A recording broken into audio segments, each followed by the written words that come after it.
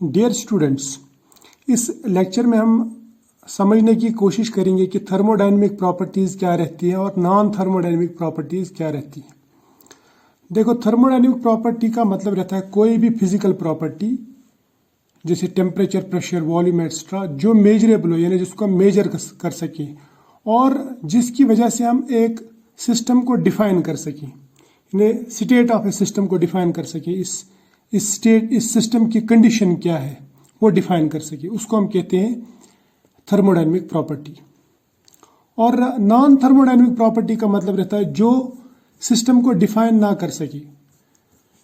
For example, अगर मैं thermodynamic properties में ले लूँ तो ये सभी थर्मोडायनेमिक प्रॉपर्टीज जैसे temperature, pressure, volume, number of moles, Gibbs free energy, Helmholtz free energy या enthalpy, internal energy, entropy etcetera, these properties are measurable और इनकी वजह से हम किसी सिस्टम का स्टेट बता सकते हैं कि इसकी कंडीशन क्या है, ये कौन सी कंडीशन में ये सिस्टम। लेकिन अगर हम नॉन थर्मोडायनेमिक प्रॉपर्टीज की बात करेंगे उसमें वर्क और हीट आता है।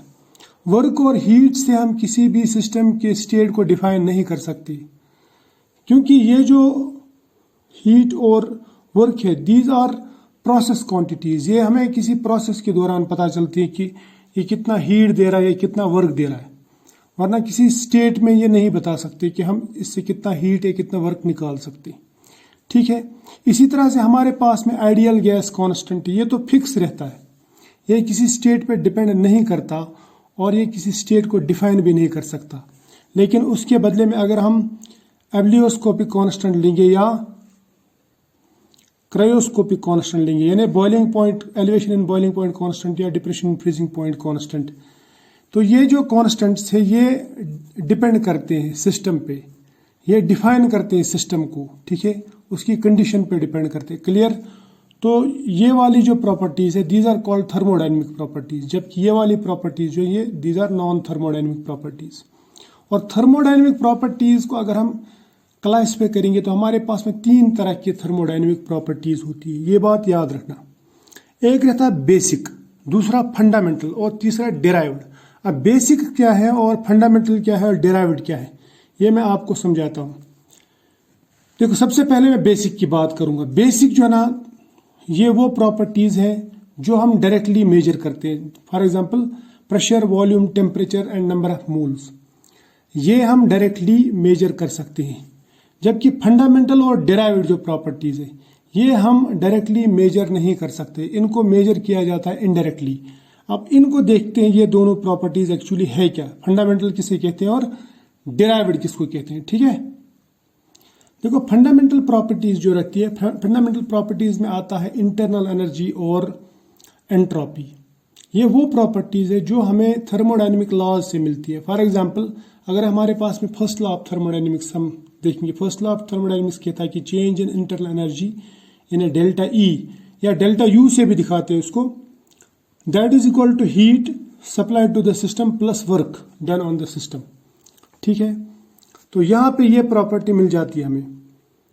और दूसरा ये वाला जो है एंट्रोपी, ये भी लॉज से आई है, ये आई है सेकंड लॉ ऑफ थर्मोडायनेमिक्स से, एंट्रोपी। तो इन प्रॉपर्टीज को हम कहते हैं फंडामेंटल प्रॉपर्टीज, बिकॉज ये फंडामेंटल लॉज से आई है। ठीक है, so this internal energy E और यू, यानी इसका दोनों सिंबल ये इसकी इंटरनल एनर्जी के हैं, इन दोनों में से आप कोई भी यूज कर सकते हैं। और एंट्रोपी, ये जो है ना इंटरनल एनर्जी और entropy, these are fundamental properties. अब डिराइव्ड प्रॉपर्टीज क्या है? डिराइव्ड प्रॉपर्टीज में हमारे पास में आता है एंथैल्पी, गिब्स फ्री एनर्जी या हेल्महोल्ट्ज फ्री एनर्जी।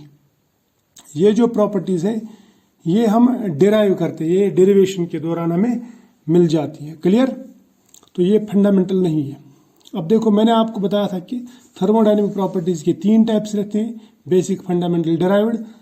ये हम समझ गए हैं। ठीक है, और हमने इनको ऐसे किया, बेसिक में ये आती है ये प्रॉपर्टीज, फंडामेंटल में ये 2 प्रॉपर्टीज, डिराइव्ड में ये।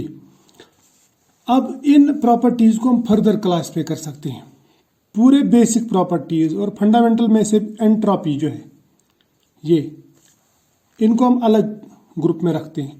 और इंटरनल एनर्जी यानी फंडामेंटल में से इंटरनल एनर्जी और डिराइव्ड में से ये सब प्रॉपर्टीज जैसे एंथैल्पी, गिब्स फ्री एनर्जी और हेल्महोल्ट्ज फ्री एनर्जी, इनको अलग ग्रुप बनाते हैं।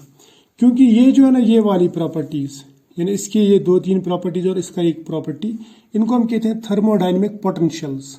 ठीक है, यानी ये एनर्जी रिलेटेड होते हैं, एनर्जी रिलेटेड, ये एनर्जी पे डिपेंड करते हैं, एनर्जी डिपेंडेंट।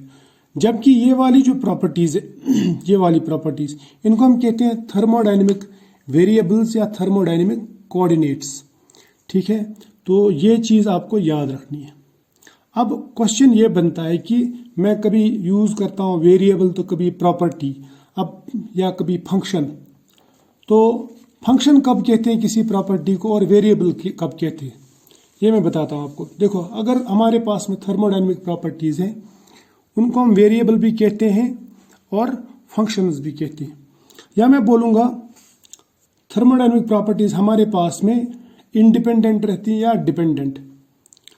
इंडिपेंडेंट जब होगी कोई प्रॉपर्टी तो तब हम उसको वेरिएबल कहते हैं, और जब वही प्रॉपर्टी डिपेंडेंट हो जाए तब मैं उसको फंक्शन कह सकता हूँ। फॉर एग्जाम्पल, इंडिपेंडेंट को हम डायरेक्टली मेजर कर सकते हैं। जैसे अगर मेरे पास में 1 लीटर पानी है या एक सिलेंडर है, उसमें 1 लीटर गैस है, तो मैं ये बताऊंगा, मैं मेजर करूंगा ये 1 लीटर है तो 1 लीटर गिवन है, मुझे इसको फर्दर डिराइव करने की ज़रूरत नहीं है।